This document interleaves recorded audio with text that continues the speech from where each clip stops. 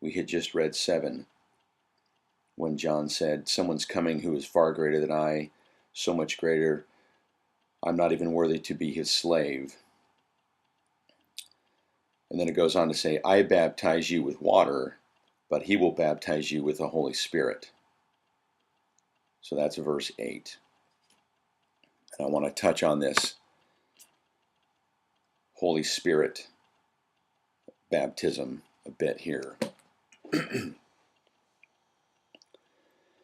First, want to point out that the word being translated into the English word spirit, when it comes from the Hebrew and when it comes from the Greek, both Hebrew and Greek words mean breath.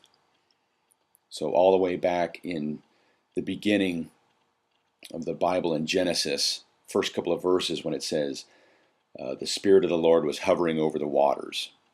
That was a Hebrew word that meant breath. And so it's the same word when God breathed life after he had formed Adam. Yes, it's breathed life and it was breath, and it was the same word that means spirit.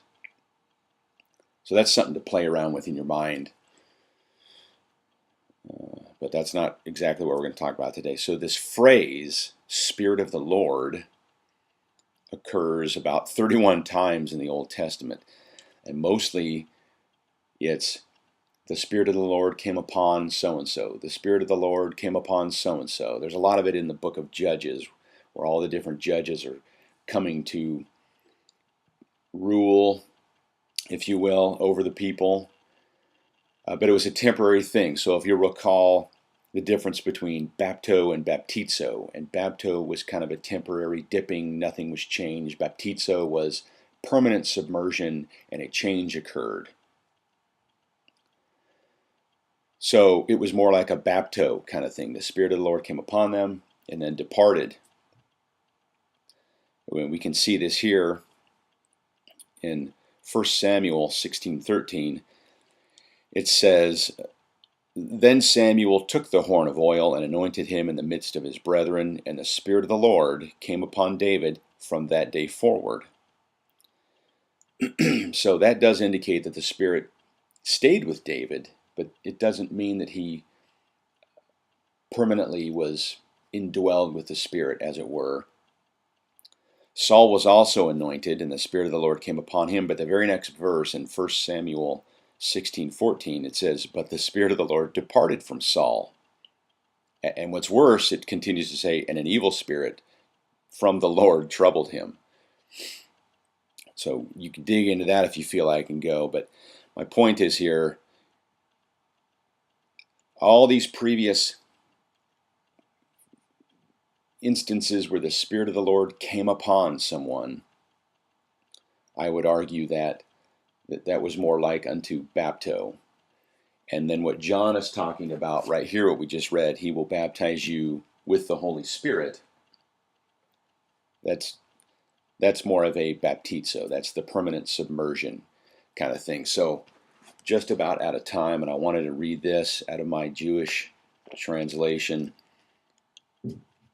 One of the instances where it says the Spirit of the Lord came upon him, that in Isaiah 11, he actually uses a different word. It's not just Spirit of the Lord came upon him, but this was the Spirit of the Lord rested upon him, like came to rest and stopped flitting around.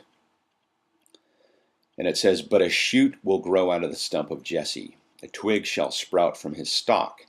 The Spirit of the Lord shall alight upon him, a spirit of wisdom and insight, a spirit of counsel and valor, a spirit of devotion and reverence for the Lord. He shall sense the truth by his reverence for the Lord. He shall not judge by what his eyes behold, nor decide what his ears perceive.